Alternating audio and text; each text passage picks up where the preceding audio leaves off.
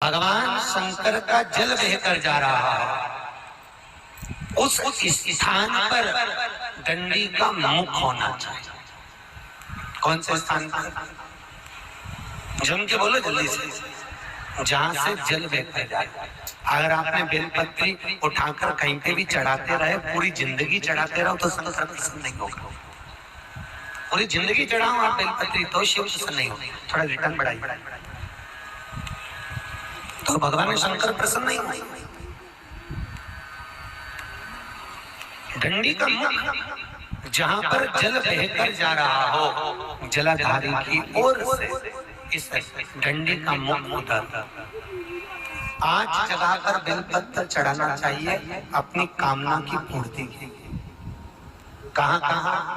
पहली बेलपत्र भगवान शंकर के मंदिर में प्रवेश करते समय भगवान शंकर की चौखट पर साइड।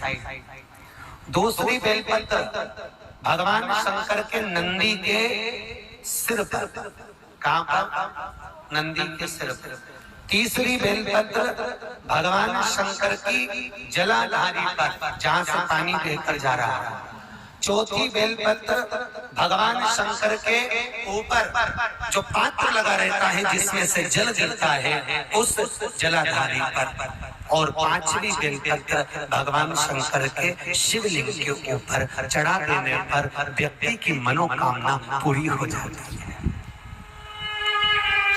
कहते हैं सोमवार के दिन की अष्टमी पढ़ने पर। कौन से दिन? सोमवार के दिन। कौन सी तिथि? जम के बोलो। अष्टमी। सोमवार के दिन अगर अष्टमी तिथि पड़े और उस दिन अगर 5 बेलपत्र भगवान शिव को समर्पित कर दिए जाए तो व्यक्ति जो सोचकर, जिस कामना से, जिस मनवांछित फल के लिए बेलपत्र चढ़ाता है, उसकी वो कामना मात्र 3 महीने में पूरी हो जाती है। मात्र 3 महीने।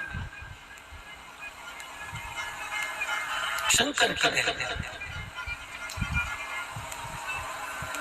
इस बेलपत्र का बड़ा महत्व है जी। क्यों महत्व है? क्योंकि ये बेलपत्र भगवान माता पार्वती के नयन अश्रु से प्रकट हुई। और रुद्राक्ष, जिस रुद्राक्ष को अपन पहनते हैं, ये रुद्राक्ष कहां से हुआ?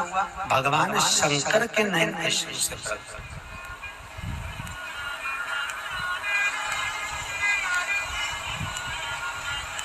पीपल के वृक्ष के नीचे 52,000 ब्राह्मणों का वासा होता है।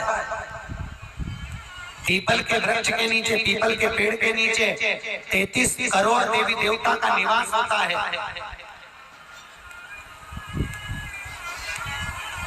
पीपल के पेड़ के नीचे सारे देवता विराजमान होते हैं, और पीपल के पेड़ के नीचे माता लक्ष्मी का वासा नहीं होता। केवल एक माता लक्ष्मी ऐसी है जिसका निवास बेलपत्री के पेड़ के नीचे होता है। किसके पेड़ के नीचे? बेल। कहते हैं जिस नारी के औलाद नहीं हुई हो, जिस नारी को संतान नहीं हो रही हो, 20 साल भी अगर नारी को हो गए, स्त्री को हो गए और संतान नहीं हो रही हो, तो सोमवार की अष्टमी के दिन बेलपत्री के वृक्ष के नीचे खीर बनाकर एक ब्राह्मण, एक ब्राह्मणी को, उसके बच्चे को गोदी में बिठाकर भोजन करा दो, खीर का भोग खिला दो, और उसी की खाई हुई खीर जिस नारी को औलाद नहीं हुई हो, उस नारी को बेलपत्री के पेड़ के नीचे शाम के समय वो झूठी खीर खिला दो। नारी का गर्भ 3 महीने के अंदर ठहर जाता है। मात्र 3 महीने में नारी का गर्भ ठहर जाता है।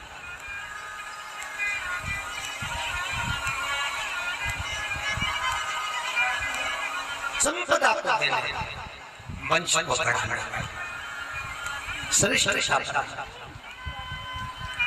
बेलपत्र।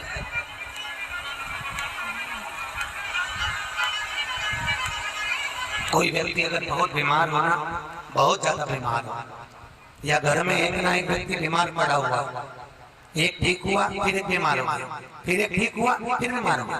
कभी सास बीमार हो रही, कभी बहू बीमार हो रही, कभी बेटा बीमार हो रहा, कभी पति बीमार हो रहा, कभी पोता बीमार हो रहा। कुछ मत करो, 5 दिन लगातार बेलपत्री के पेड़ के नीचे शाम के समय एक घी का और एक सरसों के तेल का ये 2 दिए लगाना चालू कर दो। 5 दिन लगाओ, अपने आप घर में से रोग दूर हो जाता है और घर में सब स्वस्थ रहता है। मात्र 5 दिन बेलपत्री के पेड़ के नीचे घी का दिया, एक सरसों के तेल का, रोक रोक रोक रोक मारा। विचार किया जाए, पूछा गया